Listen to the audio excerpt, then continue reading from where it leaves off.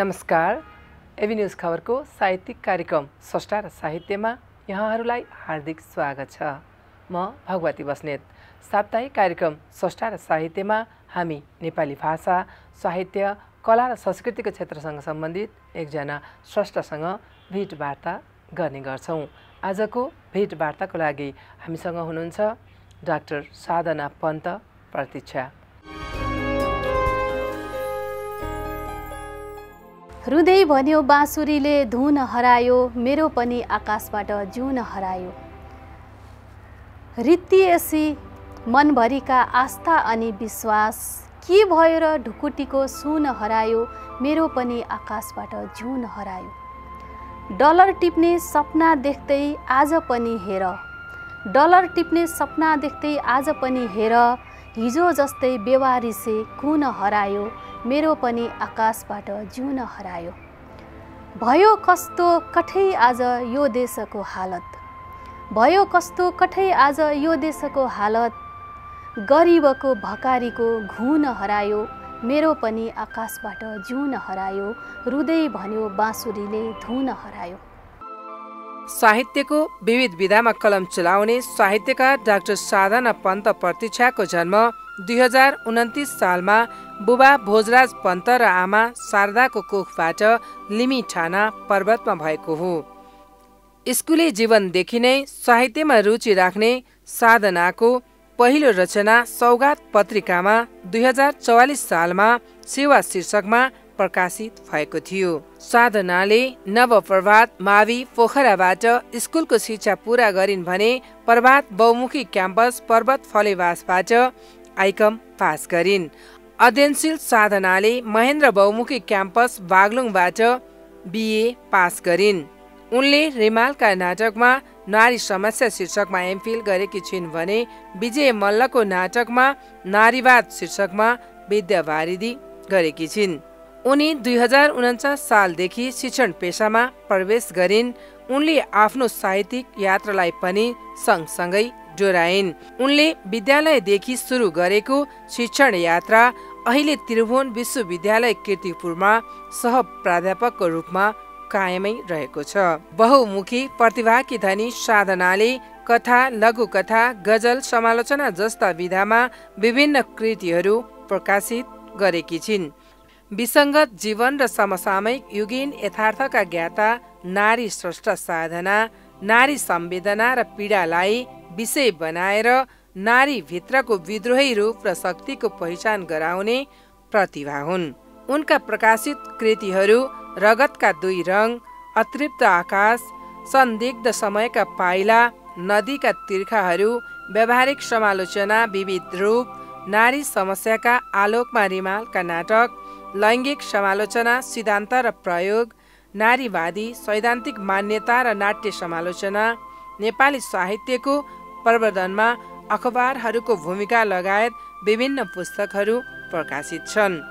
साहित्य क्षेत्रमा योगदान दिए बापत उनले काजी रोशन साहित्य पुरस्कार, तन्नेरी विशिष्ट कृति सम्मान, शिवपुरी गजल सम्मान, दिल्ली राधा साहित्य पुरस्कार, तन्नेरी कृति सम्मान, धवलागिरी साहित्य सेवा सम्मान, धवलागिरी प्रतिभा पुरस्कार, नेपाल विद्याभूषण क सम्मान, विमल सरस्वती वाङ्मय पुरस्कार लगायतका दर्जनौं पुरस्कार र मान सम्मानबाट सम्मानित भएकी छिन्। साहित्यको विविध विधामा सृजनारत साधना प्रतीक्षा प्राध्यापन र साहित्यमा अनवरत साधनारत छिन्। यहाँलाई कार्यक्रममा हार्दिक स्वागत छ। धन्यवाद। यहाँको साहित्यिक यात्राबारे केही बताइदिनुहोस् न। मेरो साहित्यिक यात्रा त म सानै छँदा मैले लेख्थेँ। अब यस्तै 10-12 वर्षको उमेरदेखि नै अनि लेख्ने त्यति बेला त अब प्रकाशन अहिले जस्तो सहज थिएन। त्यति बेला लेख्नु भनेकै ठुलो कुरा, लेख्यो अनि त्यसपछि प्रकाशनको लागि अब मैले प्रकाशन गरेको भनेको मैले 2042 सालमा एउटा कथा प्रकाशित गरेँ र त्यो कथा चाहिँ मैले रेड क्रस जुनियर रेड क्रसमा त्यति बेला काम गर्थेँ अनि रेड क्रसले चाहिँ कथा प्रतियोगिता गरेको अनि त्यो कथा प्रतियोगितामा पठाएँ अनि त्यसमा पुरस्कृत भएर प्रकाशित भएको भएको अनि त्यति बेलादेखि प्रकाशित हुनु भनेको त कत्रो ठुलो कुरा कि ओहो भुइँमा खुट्टा नहुने भन्छ नि त्यस्तो अनि त्यसपछि बिस्तारै लेख्दै गएँ अनि यहाँलाई साहित्यतर्फ लाग्नको लागि त्यो साहित्यतर्फ केले आकर्षण गर्यो त्यसमा खासै यही भन्ने कुरा त केही छैन तर के हुँदो रहेछ नि यो मान्छेको अलिकति कल्पनशीलता जुन हुन्छ नि भावुकता केही कुरा देख्यो एउटा सामान्य बाटोमा हिँड्दै एउटा दुःखद केही प्रसङ्ग देख्यो त्यति बेला पनि साहित्य फुर्ने अलिकति सुखद कुराहरू देख्यो अथवा प्रकृतिमै चराहरू चिरबिर गऱ्यो भने पनि त्यहाँ एउटा साहित्य फुर्दो रहेछ त्यसकारण जीवन जगत नै मेरो साहित्यको एउटा मलाई आकर्षित गर्ने पक्ष भन्न चाहिँ यस्तो भनिन्छ नि अब साहित्य त सबै प्रत्येक व्यक्तिमा साहित्य हुन्छ प्रत्येक कुराहरू साहित्यमा हुन्छन् तर व्यक्त गर्ने र नव्यक्त गर्ने हैन कति कुरा चाहिँ अव्यक्तै रहेको हुन्छ भन्ने हुन्छ अनि व्यक्त गरौँ लेखौँ चाहिँ यहाँलाई केले बनायो भन्न खोजेको हजुर त्यस्तो चाहिँ के हुँदो रहेछ भने त्यति बेला अब जस्तो अरूले लेखेका साहित्यहरू पढिसकेपछि अनि त्यसपछि म पनि त्यस्तै हुन पाएँ भने एउटा त्यो बचपनामा चाहिँ त्यस्तो हुँदो रहेछ अनि त्यसपछि भनेको त के हुन्छ भने त्यो आफ्नो जीवन भोगाई प्रकृतिमा भोगेका सबै समाजको यथार्थले गर्दा त्यो कुरा जस्तो मैले देखेँ मैले अनुभूत गरेँ नि अनि मलाई के लाग्छ भने यो कुरा मैले अरूलाई पनि सुनाउन पाएँ अथवा यो कुरा अरूले पनि बुझोस् कि सुनोस् कि अनि त्यही भावनाले चाहिँ लेख्न प्रेरित गर्दो रहेछ यहाँले विद्यार्थी जीवनदेखि आज डाक्टर साधना प्रतीक्षा बन्दासम्मको सहज असहज परिस्थितिहरूलाई कसरी वर्णन गर्नुहुन्छ यसमा त धेरै कुराहरू छन् यो संक्षेपमा भनेर साध्य पनि नहुने वास्तवमा असहजता बढी मैले भोगेको छु किनभने अब त्यति बेला म एउटा गाउँमा जन्मेको मान्छे होइन म पर्वत जिल्लामा जन्मेको र त्यति बेला स्कुले जीवनदेखि नै अब त्यति बेलाको समाज त अहिलेको जस्तो थिएन नि अलिकति समाजको सङ्कुचित सोचाइ अब त्यसमा नि बाहिर निस्किँदा पहिला त्यसमै सङ्घर्ष गर्नु पर्यो छोरी मान्छे पहिला सुरुमा त पढ्न जानै गाह्रो पढ्न गइसकेपछि यसो घुलमिल हुन्छ यताउता हुन्छ सामाजिक व्यवहारमा मिश्रित हुनै गाह्रो अनि त्यो परिस्थितिहरू भोग्दै गरेर अनि अगाडि बढ्दै गइयो अनि अब त्यसपछिको यात्रा अब त्यहाँबाट म यहाँ त्रिभुवन विश्वविद्यालयमा म पढ्न आएँ अनि पढ्न आउनु नै एउटा चुनौती थियो र त्यति बेला म मेरा गुरुलाई सम्झिन्छु उहाँले मलाई के भन्नुहुन्थ्यो म पर्वतको मान्छे मैले बागलुङमा डिप्लोमा पढ्दा मेरो गुरु हुनुहुन्छ हरि गौतम सर म उहाँलाई अहिले पनि सम्झिन्छु उहाँले मलाई के भन्नुभयो कि साधना तिमी कीर्तिपुर पढ्न जाऊ है तिम्रो भविष्य त्यहाँ छ भन्नुभएको थियो र मलाई एकदम खुल्दुली भयो कि अब भविष्य त्यहाँ के रहेछ त तर कीर्तिपुर आउनु भनेको त्यति सजिलो पनि थिएन म एकदम सङ्घर्ष गरेर आएँ नभन्दै यहाँ चाहिँ मेरो भविष्य नै रहेछ अनि यहीँ पढिसकेपछि अनि त्यसपछि मैले अब यहीँ पढाउने प्राध्यापन पनि सुरु गरेँ तर असहजताहरू धेरै पाइलामा असहजताहरू छ एउटा के छ त भने समाजको हेर्ने दृष्टिकोण एउटा महिलालाई जसरी हेरिन्छ नि महिलाले केही गर्यो भने अब त्यसलाई अर्कै दृष्टिले हेर्ने त्यो खालको एउटा प्रवृत्ति छ दोस्रो कुरो महिलालाई सबैतिर समायोजन गर्नुपर्छ नि आफ्नो त्यसले गर्दा पनि गाह्रो हुन्छ अनि अब महिलालाई के हुन्छ भने एउटा सामाजिक जीवनमा सफल भइयो भने पारिवारिक जीवन असफल हुने डर यी सबै कुराहरू हुन्छ त्यसले गर्दा मैले पनि त्यस्ता धेरै कुराहरू झेलेछु सहज असहज परिस्थितिहरू अनि यहाँले लामो समयदेखि प्राध्यापन गरिरहनु भएको छ त्यो प्राध्यापनको के अनुभवहरू तिता मिठा त्यसमा पनि होला केही बताइदिनुहोस् न अहिलेसम्म त कस्तो छ नि मैले 16 वर्ष भयो यो त्रिभुवन विश्वविद्यालयमा सेवा गर्न थालेको र यसमा त तिक्तता भन्दा अब यसमा त मिठास नै बढी पाउँछु के हुँदो रहेछ भने मलाई अब एउटा शिक्षक भएको नाताले सबैभन्दा खुसीको क्षण भनेको नि मेरो विद्यार्थीहरू जब मैले पढाएका विद्यार्थीहरू आफ्नो कार्यक्षेत्रमा दरिएका हुन्छन् नि मलाई असाध्यै खुसी लाग्छ अनि कक्षामा प्रवेश गरेर विद्यार्थीहरूसँग अन्तर्क्रिया त्यसमा एकदमै रमाइलो लाग्छ तर कहिलेकाहीँ अलिकति तिक्तताहरू त अब हुन्छ नै कहिलेकाहीँ के हुन्छ भने आफू एकदम राम्रो हुँदै पनि प्रतिस्पर्धामा पछाडि पारिनु हैन यी विभिन्न विकृति विसङ्गति त कहाँ छैन र सबै ठाउँमा छ तर त्यो भन्दा पनि म यो पेसामा चाहिँ मलाई सन्तुष्टि नै बढी छ यहाँले विभिन्न विधामा कलम चलाउनु भएको छ जस्तै पहिला सुरुमा यहाँले कथा प्रकाशन गर्नुभयो त्यसपछि लघुकथा अनि गजल पनि लेख्नुहुन्छ कविताहरू पनि लेख्नुहुन्छ पछिल्लो समय यहाँ समालोचनातिर बढी ढल्किनु भएको हो कि जस्तो लाग्छ कसरी यो अरू विधाभन्दा समालोचना अलिकति बढी त्यतातिर लाग्नुको विशेष केही कारण छ कि हजुर यस्तो छ यो सुरुमा म सिर्जनामा लागेँ अनि सुरुमा त मेरो कथा नै हो 53 सालमा प्रकाशित अनि त्यसपछि लघुकथा अनि गजल त्यो प्रकाशन गरेँ र पछि यो समालोचनामा लाग्नु भनेको बाध्यात्मक परिस्थिति जब प्राध्यापन पेसामा लागेँ नि त्यो प्राध्यापन गर्नु नै एउटा समालोचक हुनु अनि अर्को कुरा के भयो भने त्यसमा प्रतिस्पर्धामा आउनको लागि अनि अब प्रमोसनको क्रम हुन्छ नि त्यसमा त अब तोकेकै हुन्छ नि, यति रिसर्च आर्टिकल लेख्नुपर्ने, यतिवटा किताब प्रकाशन गर्नुपर्ने होइन। अनि त्यो दौडमा लागेर अनि म समालोचनातिर केन्द्रित भएँ, अनि अनुसन्धानात्मक लेखमा केन्द्रित भएँ। अनि पछिल्लो समयमा मैले जति पनि कृति प्रकाशन गरेँ म एकदम सृजनामा पछाडि छु, किनभने मैले एउटा कथा प्रकाशन गरेँ, अनि गजल, लघुकथा र साझा प्रकाशनबाट पनि एउटा कथा आयो, र त्यसपछि मैले 5 वटा चाहिँ समालोचना नै लगातार प्रकाशन गरेँ। अहिले पछिल्लो समय पनि समालोचना नै हो। त्यसले गर्दा यो आफ्नो पेसागत जुन धर्म हो त्यो धर्म निर्वाह गर्दा गर्दै मेरो सिर्जना चाहिँ अलिकति पछाडि परेको छ, र अब म फेरि सिर्जनालाई पनि अगाडि बढाउन सोचिरहेको छु। यहाँको चाहिँ 2वटा व्यक्तित्व छ, एउटा सर्जक र अर्को समालोचक। सर्जक र समालोचक व्यक्तित्वलाई कसरी समायोजन गरिरहनु भएको छ? त्यसमा चाहिँ यो एक अर्काको कस्तो दुश्मनी जस्तो हुँदो रहेछ सिर्जना र समालोचनामा। समालोचनामा लागेपछि सिर्जना पछाडि पर्ने, सिर्जनातिर लागौँ समालोचना पछाडि पर्ने, त्यसकारण अलि यो मिलाउने अप्ठ्यारो भइरहेको छ। तर एउटा के त भने म जुन पेसामा छु यो पेसाले मलाई स्वतः समालोचक बनाएको छ, किनभने अब मैले अरूका कृतिहरू पढाउँछु, विश्लेषण गर्नुपर्छ, विभिन्न दृष्टिकोणबाट हेर्नुपर्छ, दृष्टिकोण पनि आफै तय गर्नुपर्छ कहिलेकाहीँ। अनि त्यसको साथसाथै सिर्जना भनेको फेरि मलाई भित्रभित्रबाट यति घचघच्याउँछ, मेरो सिर्जना अहिले धेरै रिसाइराखेको छ निस्किन नपाएर, र अब चाहिँ म यो समालोचनालाई अलिकति पर राखेर सिर्जनातिर अलि अग्रसर हुँ कि जस्तो पनि लागिरहेको छ। यहाँले साहित्य सृजना गर्नुहुन्छ, साहित्य पढाउनुहुन्छ, नेपाली साहित्यमा नगरी नहुने कामहरू के छन् जस्तो लाग्छ यहाँलाई? अहिले नेपाली साहित्यमा सबैभन्दा खड्केको विषय चाहिँ पठन संस्कृतिको विकास भएको छैन जस्तो लाग्छ। किनभने जस्तो स्रष्टाले एउटा कृति प्रकाशन गर्यो र त्यो कृति पढिदिने मान्छेहरूको खाँचो छ, किनभने यो विमोचन गर्यो त्यसमा बाँड्दा पनि मान्छेहरूले यो कृति पढ्यो भन्ने मान्छे पाउनै गाह्रो भइरहेको छ। कोहीको चाहिँ हुन्छ, तर सबैको त्यस्तो छैन। हामीमा पठन संस्कृति छैन, हामी आफू बरु लेख्छौँ तर अर्काको पढ्दैनौँ। त्यसकारण सबैभन्दा खड्केको कुरा भनेको पठन संस्कृतिको विकास। अनि अर्को कुरा भनेको फेरि यो हाम्रो लेखन अथवा सिर्जना पनि कस्तो छ भने रहरले लेख्ने, लेखिहालौँ न, उसले लेख्यो मैले किन नलेख्ने भनेर त्यसरी लेख्ने पनि अलि सतही रूपमा त्यो लेख्ने एउटा प्रवृत्ति पनि छ।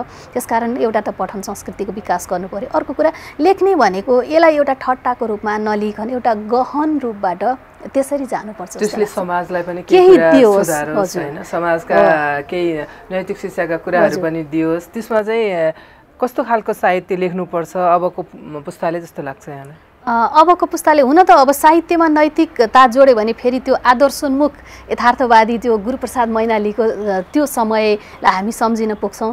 तर हेर्दाखेरि के रहेछ त भन्दा आखिरी त्यो रहेछ नि, जसरी लक्ष्मीप्रसाद देवकोटाले आखिरी श्रीकृष्ण रहेछन् भने जस्तै हुन त समाजलाई त आदर्श र नैतिकताको खाँचो त रहेछ नि त। अहिले कतिपय त्यो साहित्यहरू चाहिँ एकदम हल्का खालको होइन, एउटा बिकाउ खालको मात्रै, त्यसमा जुन गुदी नभएको भन्ने हुन्छ नि त्यस्तो पनि देखिएको छ। तर त्यसलाई चाहिँ होइन केही जो समाजको बिम्बन पनि होस्, त्यसबाट समाजले अलिकति सुधारको बाटो पनि ल्याओस्, त्यस्तो खालको साहित्य पनि अहिले आवश्यक छ। यहाँले साहित्य लेखन सुरु गर्दाको अवस्था भनौँ न, अहिलेको अवस्थामा महिलाको सहभागिता कस्तो पाउनु भएको छ? महिलाको सहभागिता त पहिलाभन्दा अहिले त धेरै बढिसकेको छ। हुन त म पनि त धेरै पछिल्लो पुस्ताको, म त विद्यार्थी नै हो साहित्यको त अझै, र त्योभन्दा अगाडि हाम्रो नेपाली साहित्यको इतिहास हेऱ्यो भने त होइन आधुनिक कालको सुरुवातमै कति महिलाहरू थिए, र त्यो महिलाहरूको धेरै सहभागिता भनेको त 46 सालको परिवर्तन पश्चात नै देखिएको हो। अझ विशेष गरी 62-63 को जुन राजनैतिक परिवर्तन भयो, त्यो राजनैतिक परिवर्तन पश्चात विभिन्न अधिकारका कुराहरू आए, पहिचानका सन्दर्भहरू आए, अनि त्यसपछि महिला लेखनले एकदमै गति लिएको छ। हरेक विधामा मैले योभन्दा अगाडि एउटा कथामा अनुसन्धान गरेको थिएँ, त्यहाँ चाहिँ महिलाहरूको पहिचान र विद्रोहका सन्दर्भहरू त्यो हेर्दा एकदमै पहिचानमुखी महिलाहरू त यसरी देखिएका छन् कि साँच्चै भन्ने भने इन्दिरा प्रसाईको दोस्रो सत्ता कथा अनि जलेश्वरी श्रेष्ठको लाभाका बाप मौन विद्रोह भन्ने कथा सङ्ग्रहहरू त्यो नेपाली समाजले पचाउनु भनेको त साँच्चै महिलाहरू त यति अग्रसर भएको अवस्था हो नि। त्यसपछि इन्दिरा प्रसाईको उसको लोग्ने र बिरालो उपन्यास होइन, उसको लोग्ने र बिरालो पढ्नु भएको छ। त्यो उपन्यासलाई नेपाली समाजले पचाउनु भनेको त महिला त त्यो दोस्रो सत्ता भनेको साँच्चै महिला त अब त यति अग्रसर भएको देखिएको छ। अनि महिला सहभागिता पनि हरेक विधामा छ। अहिले मैले भर्खरै निबन्धकोमा अलि अनुसन्धान गरिरहेको छु, महिलाले लेखेको नारी लिखित निबन्धहरू, त्यसमा पनि महिलाहरूको एकदमै राम्रो उपस्थिति छ। सयौँ सङ्ख्यामा महिलाहरूको उपस्थिति देखेँ। अनि त्यो सयौँ सङ्ख्याको उपस्थितिमा पनि गुणात्मकता पनि छ, सङ्ख्यात्मकता पनि छ, राम्रो सहभागिता छ। हिजोआज प्रविधिको धेरै कुराहरू चाहिँ प्रविधिमै अब हामीले कुनै कुरा लेख्यौँ भने पनि प्रकाशन गर्नको लागि त्यति धेरै मेहनत गर्नु पर्दैन। प्रविधिले चाहिँ कतिको असर पारेको छ यो साहित्यलाई जस्तो लाग्छ? प्रविधिले साहित्यलाई सकारात्मक नै असर गरेको देखिन्छ। किनभने प्रचार प्रसार जस्तो पहिला भनौँ न लेख्यो अनि त्यसपछि हातले लेख्यो अनि त्यो लग्यो दियो अनि त्यसपछि त्यो पुर्याउने गाह्रो, सम्पादकसम्म जाने गाह्रो, प्रकाशनको पनि विभिन्न प्रक्रियाहरू पुर्याउने गाह्रो। अहिले त प्रविधिले एकदम अब जस्तै भन्नुहोस् न सामाजिक सञ्जालमा मात्र लेखेर पनि मान्छे साहित्यकार भएको अवस्था छ। अनि त्यसपछि कुनै कृति प्रकाशन भयो त्यसको प्रचार प्रसार हैन त्यो एकदमै त्यो प्रचारमुखी बनाइदिएको छ यसले। तर अलिकति यसले नेपाली साहित्यलाई अलिकति हल्का पनि बनाएको छ फेरि। किनभने मैले भनिहालेँ नि सामाजिक सञ्जालमा लेख्दैमा अब कोही साहित्यकार भइहाल्छ, फेरि एउटा चाहिँ नेटवर्क जस्तो भएर अब त्यो एउटा कसैको कृति हुन्छ त्यसलाई चाहिँ यति एकदमै माथि पुर्याउने, कसैको चाहिँ तल पुर्याउने, त्यो खालको यो छिटो फैलिने कि यो अहिलेको प्रविधिले गर्दा त्यस्तो खालको भएको छ। सकारात्मक नकारात्मक दुवै क्षेत्रमा प्रभाव पारेको छ यसले। अहिले भनौँ न महिलाहरूको कृतिहरू भर्खरै यहाँले भन्नुभयो त्यो चाहिँ दोस्रो सत्ताकै रूपमा चाहिँ आइसकेको छ भनेर भन्नुभयो। यो नेपाली साहित्यमा नेपाली नारीहरूले लेखेका साहित्यहरू चाहिँ विश्व साहित्यमा पुग्न सक्ने खालका छन्? एकदमै छन्। तर त्यसमा के छ भने अब हाम्रो सबैभन्दा ठुलो त के भने अनुवादको कुरा हो नि त। अब विश्व साहित्य जस्तो अरू विश्व साहित्यका कृतिहरू नेपाली भाषामा अनुदित भएर न कतिपय हामी जो हुन्छ नि अब त्यो भाषा पढ्न, जर्मनेली भाषा पढ्न नसक्ने, अरू भाषा पढ्न नसक्ने सबैले नि नेपालीमा अनुवाद भएर पढेका छन्। तर हाम्रो साहित्यले अनुवादको चाहिँ अवस्था अति कमजोर छ। यदि त्यस्तो अनुवादको अवस्था भइदिने हो भनेदेखि त्यो विश्व साहित्यसम्म पुग्न नसक्ने खालका छैन। राम्रा कृतिहरू पनि छन्। अब हुन त पुरुष स्रष्टाहरूकै पनि छन् सबै, र विशेष गरी अब महिलाको कुरा भएको हुनाले महिलाले लेखेका कृतिहरू पनि धेरै राम्रा कृतिहरू हैन, समाजमा एकदमै समाजको यथार्थ प्रस्तुत गरिएका हैन, त्यस्तो र विश्व साहित्यको टक्करमा जाने खालका पनि नदेखिएका होइनन्, छन्। आशलाग्दो अवस्था छ। हाल नेपाली साहित्यमा महिला को पहिचानलाई कसरी उठाइएको छ? अहिले विशेष गरी अब यो विश्व साहित्यमा जुन नारीवादी एउटा चेतना अथवा नारीवादी चिन्तन आयो त्यसको प्रभाव नेपाली साहित्यमा पनि पर्यो। अनि त्यसपछि महिलाहरूको आफ्नो अस्तित्वको खोजी, किनभने यो 62-63 अगाडिका अथवा अझ भनौँ 46 अगाडिका नारी लिखित सिर्जनाहरूमा हेऱ्यो भने त महिलाको कुण्ठा अनि महिलाका असन्तुष्टिहरू, पीडाहरू मात्र व्यक्त भएको त्यस्तो छ। र के हुन्छ भने जहाँ समस्या हुन्छ र त्यो समस्यालाई जब बाहिर ल्याइन्छ नि अनि मात्र समाधानको खोजी हुन्छ। र त्यति बेला ती महिलाहरूले लेखेकामा जुन महिलाका पीडा, उत्पीडन, समस्या, एउटा रोदन के छ र महिलाहरूले लेखेकोमा ती महिलाहरूको रुवाई त हो नि भनेर पुरुषहरूले भनेको पनि सुनिन्छ।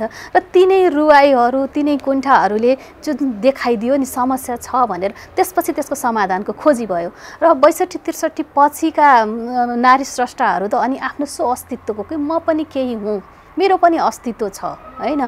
त्यसकारण अब जति पनि हामीमाथि शोषण, उत्पीडन योहरू छ, हामी यसको मुक्तिको कामना गरेर अनि आफ्नो पहिचानको खोजी गरेर धेरै विद्रोही खालका नारी चरित्रहरू पनि एकदमै विद्रोही र कुनै नारी चरित्र त अति विद्रोही पनि छन् फेरि है। त्यसकारण यो विद्रोहको आवाज चाहिँ चर्को उठेको छ र आफ्नो अस्तित्व कायम गरेर पुरुषको बराबरी भन्दा पनि अझ अगाडि जान खोजेको अग्रमुखी त्यस्ता चरित्रहरू उभ्याएर सिर्जना गरिएका कृतिहरू छन्। तर त्यसमा जस्तै भन्यो एउटा उमा सुवेदीको सयौँ पुतली चर्चा पाए नि कथा हैन, सयौँ पुतली। त्यसपछि आएर माया ठकुरीको एउटा कथा छ कि रात मेरो पनि हो भन्ने खाल। त्यसमा के त भन्दा हामी सदियौँदेखि कुण्ठित हुँदै आइसकेका छौँ।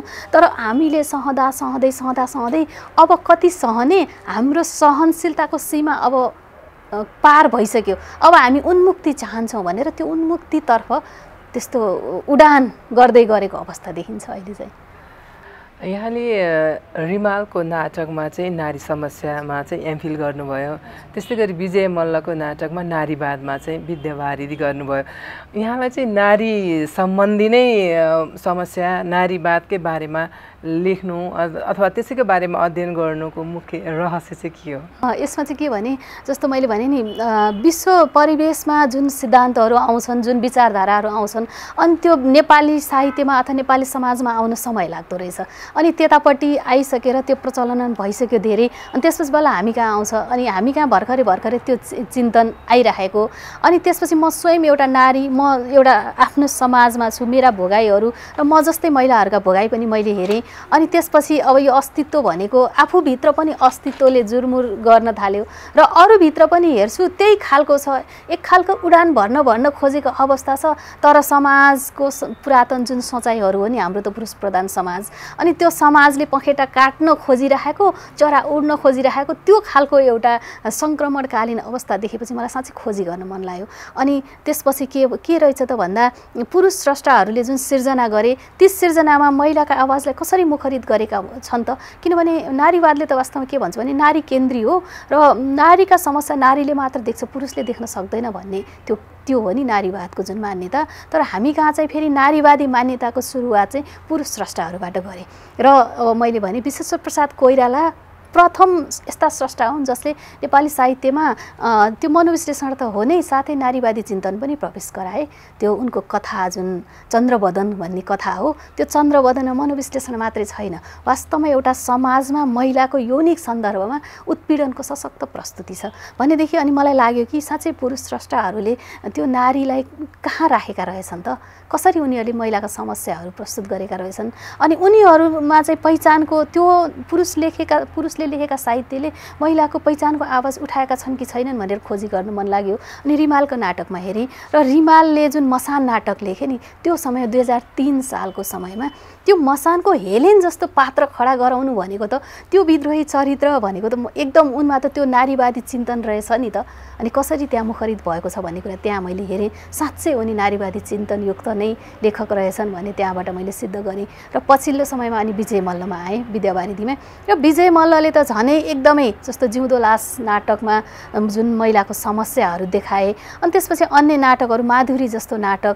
अनि भुलै भुलको यथार्थमा त एकदमै यस्तो विद्रोही नारी बनाइदिएर अनि उनले के गरिदिए त भन्दा, त्यो पुरातन समाजलाई एउटा चुनौती हैन, महिलाको समस्या यस्ता छन् अनि समस्याको यसरी निकास खोज्नुपर्छ र समस्या जसले भोग्छ समाधानको खोजी पनि उसैले गर्नुपर्छ।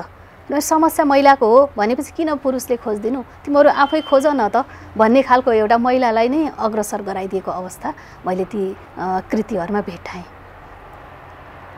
नारीवाद र लैङ्गिक अध्ययनमा चाहिँ के भनिन्छ त? नारीवादले नारीलाई केन्द्रमा राखेर नारीका समस्या, नारीको अस्तित्व पहिचानका कुराहरू गर्छ, नारी सन्दर्भ नै त्यहाँ केन्द्रमा हुन्छ। तर लैङ्गिक अध्ययनले चाहिँ नारी मात्र होइन पुरुषको पनि अध्ययन गर्छ। अनि त्यसपछि लैङ्गिक अल्पसङ्ख्यकहरू जो समाजमा छन् उनीहरूका मुद्दा पनि उठाउँछ लैङ्गिक अध्ययनले चाहिँ। किनभने अहिले भर्खरै अब यो लैङ्गिक अध्ययन आइरहेछ, कतिपय अवस्थामा पुरुषहरूले पुरुषवाद पनि हुनुपर्छ किनभने महिलाहरू मात्रै समाजमा पीडित हो र भन्ने, चाहे त्यो ठट्टामा होस्, कहिलेकाहीँ हामी विभागमै छलफल गर्दा पनि हामी गुरुहरू र हामी बिच छलफल हुन्छ, अनि नारीवादको मात्रै कुरा हुने र पुरुषवाद चाहिएन भन्ने कुराहरू पनि गर्नुहुन्छ। तर वास्तवमा के भने समस्या भनेको नारीको पनि छ, पुरुषको पनि, सबैको छ नि। समाज त हामी दुवै वर्गको हो, तर एक पक्षको मात्रै होइन, दुवै पक्षलाई अब हेरिनुपर्छ भनेर पछिल्लो समयमा फेरि यो लैङ्गिक अध्ययन अहिले आइरहेको छ।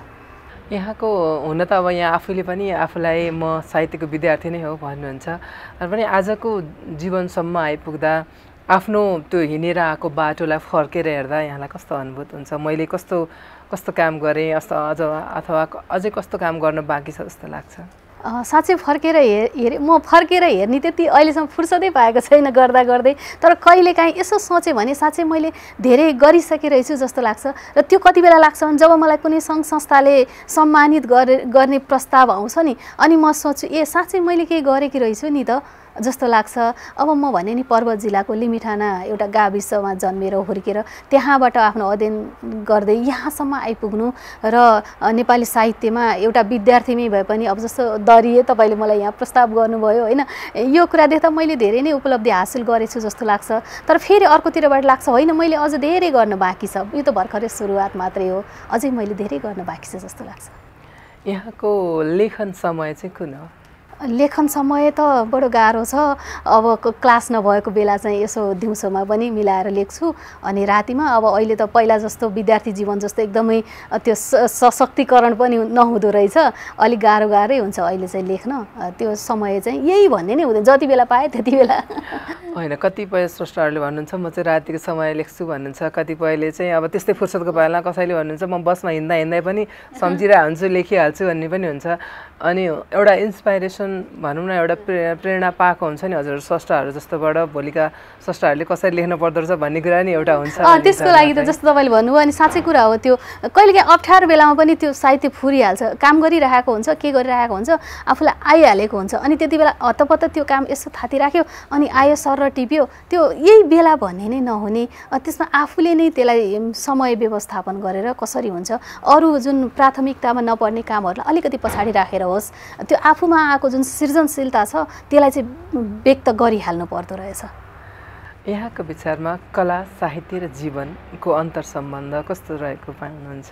यो त जीवनमा कला र साहित्यको सम्बन्ध त हरेक मान्छे एउटा चल्नु हिँड्नु बोल्नु यो सबै कला नै। जस्तो तपाईँ म हामी यसरी कुरा गरिरहे यसमा पनि त कला छ होइन। हामी आफ्नो जो शङ्कर लामिछानेले भन्नुहुन्छ नि एब्स्ट्र्याक्ट चिन्तन प्याजमा, हाँस्न जान्नु पनि एउटा कला रहेछ, बाँच्न जान्नु पनि एउटा कला रहेछ। जसले आफ्नो जीवनलाई राम्रोसँग समायोजित गरेर होइन जस्तो अप्ठ्यारा परिस्थितिहरूलाई पनि त्यो सजिलो बनाएर सजिलोसँग जीवनयापन गर्छ, उसले कलात्मक उसको बचाइ हो नि त। अनि अर्को कुरा सृजनशीलता सबै मान्छेमा हुन्छ, कला त्यो साहित्य नभएको साँच्चै भने मान्छे हुँदैन। कोही चाहिँ आस्वादन गर्ने मात्रै हुन्छ, कोही अभिव्यक्त गर्ने हुन्छ। त्यसकारण यो किन हरेक मान्छेमा हुने कुरा हो र मान्छे कला साहित्यबाट म त एकदम पृथक छु भनेर यदि कसैले भन्छ भने त्यो साँच्चै हो जस्तो मलाई चाहिँ लाग्दैन। हामी कार्यक्रमको अन्ततिर छौँ।